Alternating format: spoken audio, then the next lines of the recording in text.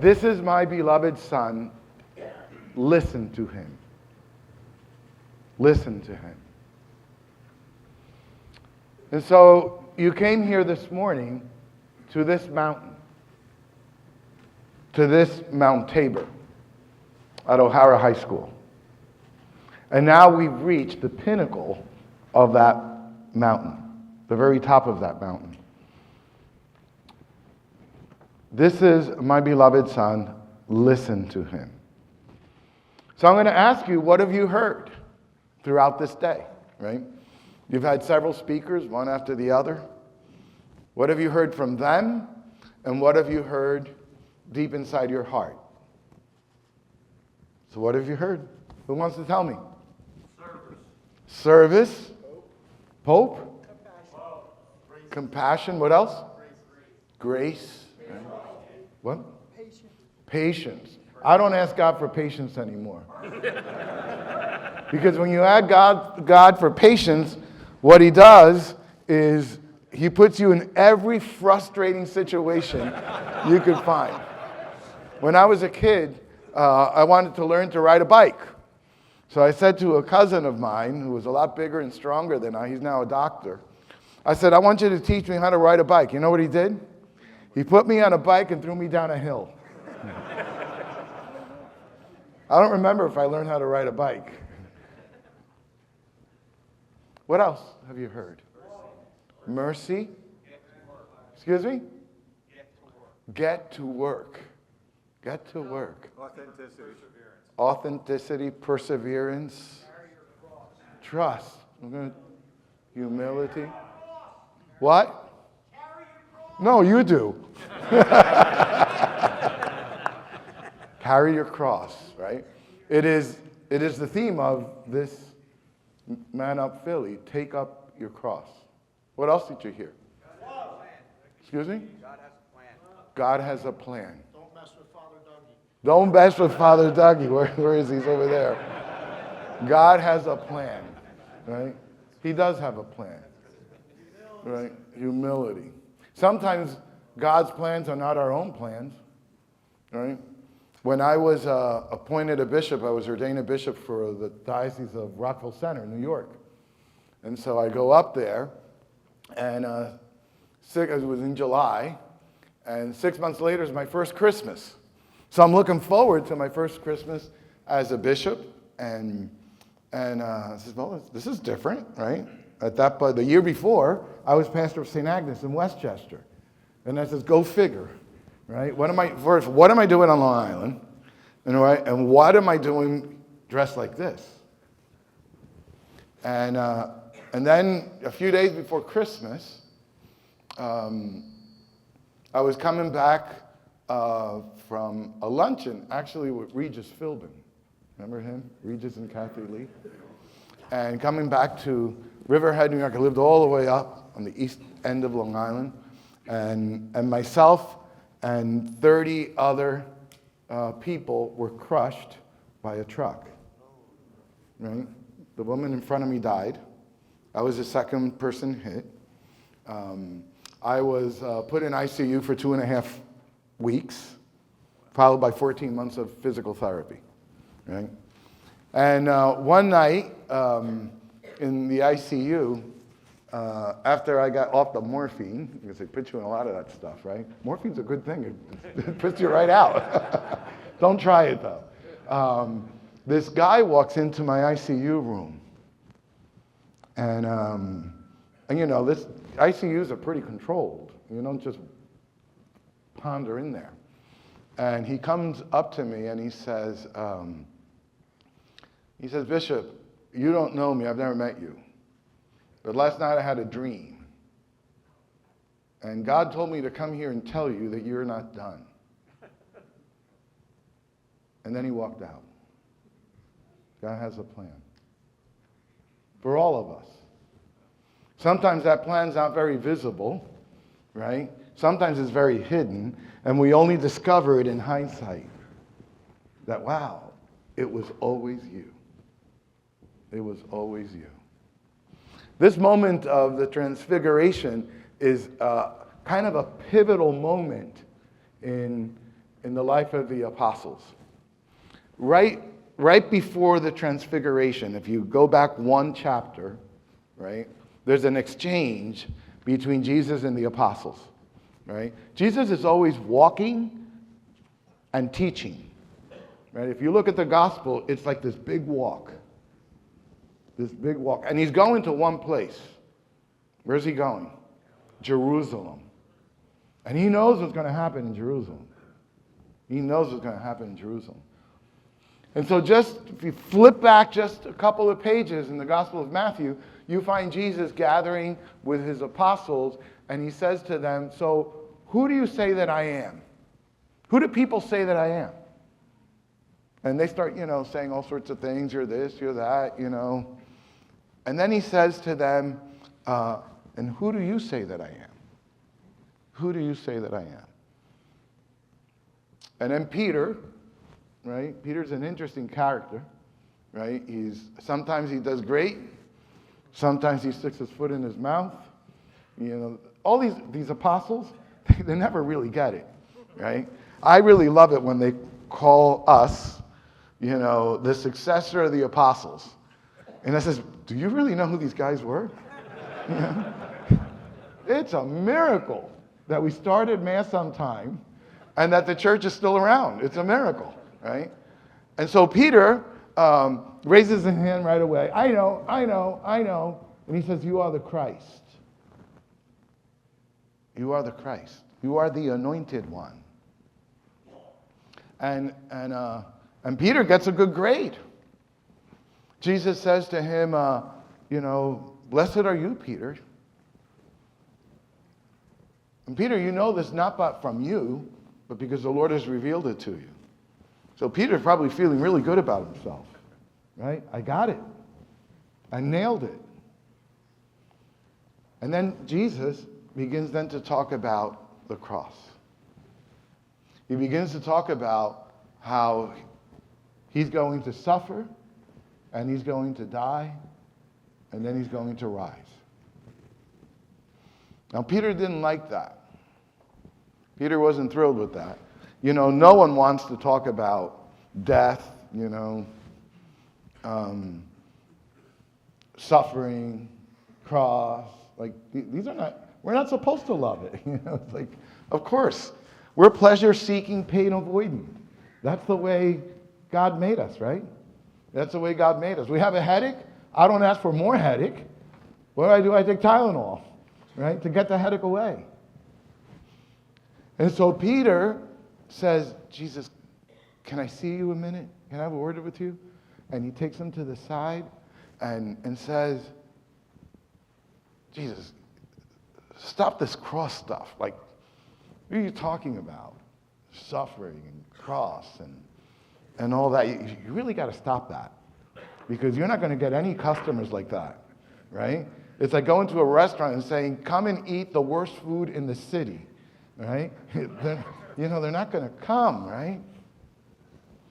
And then Jesus gets, a little annoyed, right?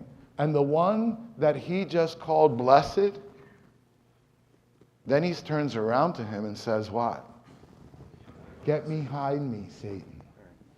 Get me behind me, Satan.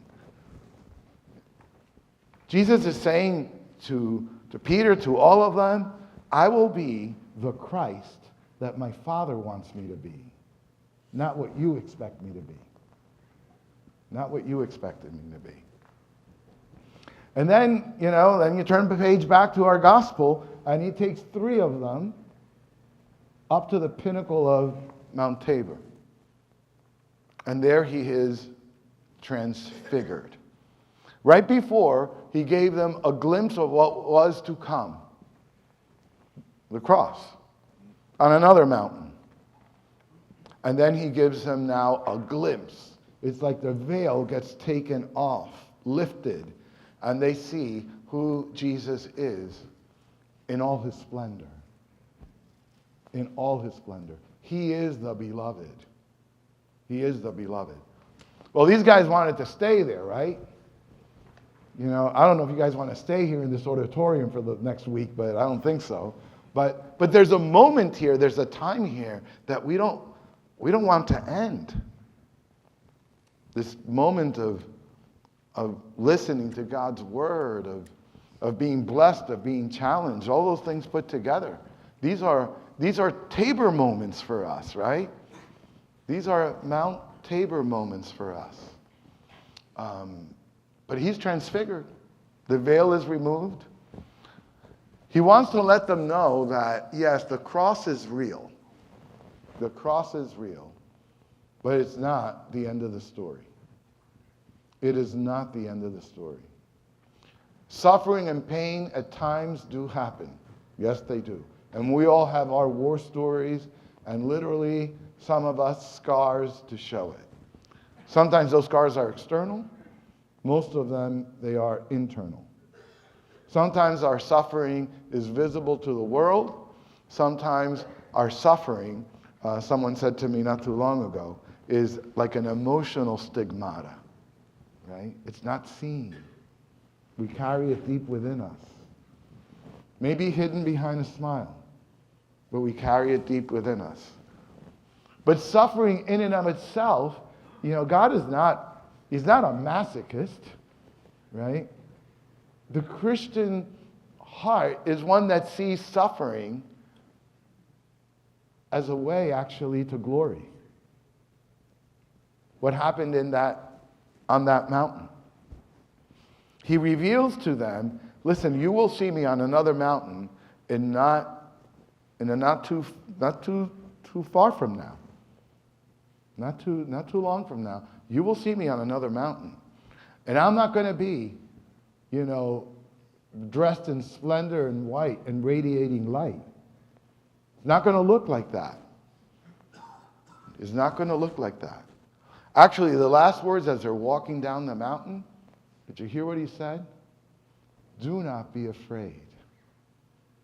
Do not be afraid of what you will see in a few days. Because I'm showing you what's behind what you will see. I'm showing you what's behind. Yes, Jesus connects struggle with glory. He does. And he connects the cross with the resurrection. He does.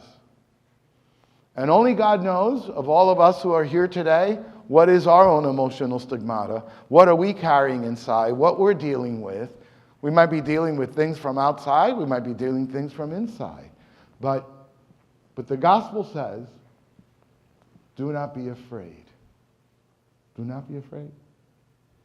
Abram goes, and the Lord says to him, I'm going to give you a promised land. But he doesn't see it yet. He has to trust. He has to somehow trust. The apostles are spoken to about the resurrection, but they don't see it either. They don't see it either. They probably don't even understand it. Most of the time, these apostles are struggling. That's why I love being a successor of the apostles, right? But not for the reasons you think, right? Really, not for the reasons you think. But because these guys were real. These guys were real. They struggled. I see Peter and me. Not always getting it right. Getting it just a little bit off, right? A little bit off. They had their struggles. And they didn't know exactly who was in their midst. On top of that, they had notions.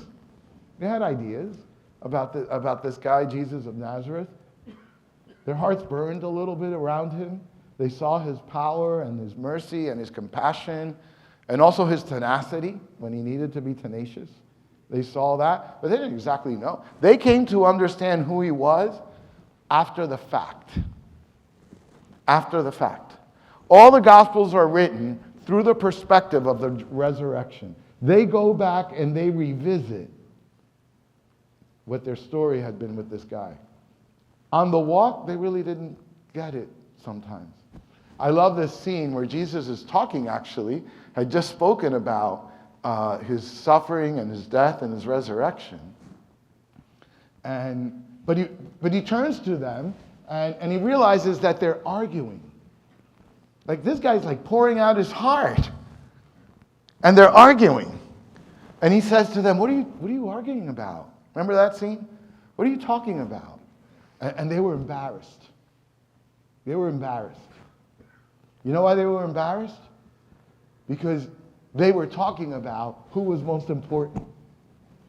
I'm sure Jesus said to them, are you kidding me? Really? Really? I'm here pouring my heart out, telling you I'm going to suffer, I'm going to die, and this and that, and you're talking about who's most important? And then he turns around to them and says, I'm going to tell you who's most important. And he says, listen, who's most important? Those who are first and learn how to be last. Those who carry their cross and follow me. It's your theme. It's your theme. But that's all right, because when I see those exchanges of Jesus and the apostles, it gives me consolation. It says, if they couldn't get it right, what the heck am I going to do? Right? Yeah. He connects struggle with glory, cross with resurrection.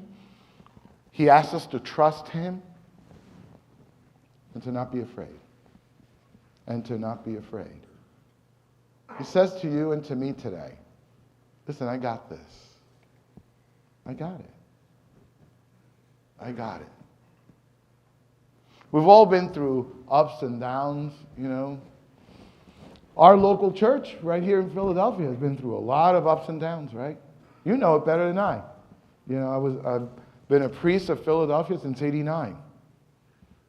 I went through the ups and downs too.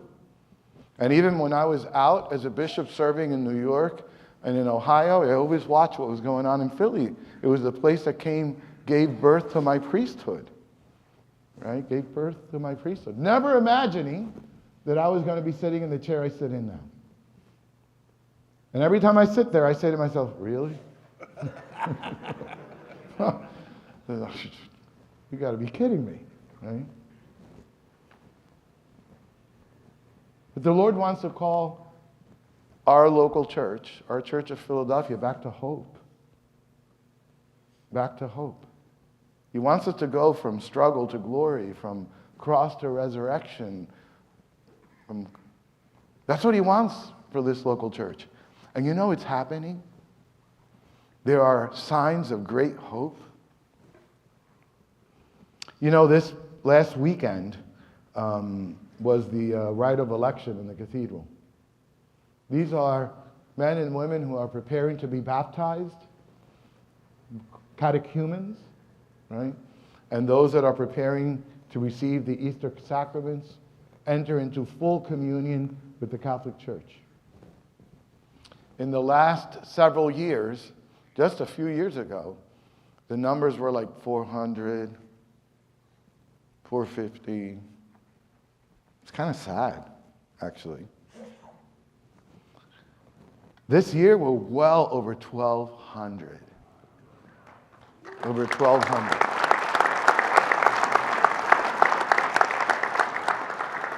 For decades, literally for decades, Mass attendance around the country, but we're here in Philly, this is our home, Mass attendance has been declining. And you could talk about every reason you want to talk about, right? But the bottom line is that it was declining. Last year, 2025, over 11,000 more people started going to Mass than the year before. Signs of hope. Don't let what you see around you, don't let what you see inside of you, do not let that overshadow hope. Don't let that overshadow hope. That's what Jesus wants to demonstrate to them on Mount Tabor. He says, listen, I know it's going to get tough, and you're going to wonder, and you're going to say, was this all worth it? Did we follow somebody that at the end ended up being nobody? All those things went through their hearts, right? We're going to see later on that two disciples are walking back to where they came from, and God knows where they came from, right? what place in life they came, where they were, what their addictions were, what their pains were. God only knows, but they're going back. We don't like to go back. We want to go forward, but they're actually going back, and they're walking so sad. And someone begins to walk by their side and walks with them. Actually, the one that had been walking with them, but they don't recognize him. They don't recognize him now. They're so blinded by their own grief and their own sadness, and maybe going back to where they came from, which maybe was like a hole, and now they had no choice but to go back. They can't see him. And they're talking, right? And Jesus says to them, like, what are you talking about? You know why? Because we're talking to ourselves all the time, aren't we? During the day, as soon as we wake up in the morning and we open our eyes, we begin a conversation with ourselves. And only God knows what that conversation is. And that conversation even continues through the night. They're called dreams. They're called dreams. And Jesus says, what are you talking about? He says, really? That's like you say to me, well, COVID was a tough time. And I said, what was COVID? He's like, are you that out of touch? And they said, Jesus, don't you know what has been happening? How we had faith and we had hope that he would be the one, and then it came crashing down. It came crashing down. And they tortured him, they crucified him, and they put him in a borrowed tomb. How sad. What a waste of time. What a colossal waste of time. Boy, did we get this wrong. But then he began to talk to them, right? He listened, and then he began to talk. And he began to connect the struggle with the glory, and the cross with the resurrection. He began to talk to them about, listen, underneath all of this was actually the unfolding of God's will and God's grace for you. And then he took them to the pinnacle that we're about to ascend to. And it was there, at that pinnacle of the altar, that breaking bread, they came to recognize him, that he was there all along. So, I don't know what's going on in your life. You look pretty happy today. I don't know what you were like this morning or during the week. And actually, you don't know me either. And what's been in my heart, too. You don't know that either. What I do know is that this is a moment of grace for you and for me, right? And that the Lord says to us today on this mountain, listen to me. Whatever you felt welling up inside of you throughout this day, make sure that you take it with you. That you don't leave it on this mountain. And that you pray on that. And that you let it sink into you. That you camp out on that, whatever it may be. And then know that you and I are also the beloved. How incredible, right? That you and I are also beloved. Doesn't matter what you've been through. It doesn't matter how many times you've fallen down and crashed. And there might be things that no one even knows, right? Our worst secrets that no one knows, that embarrass us, that bring us down. And in that moment, we were still his beloved. You and I, still his beloved. Camp on that one.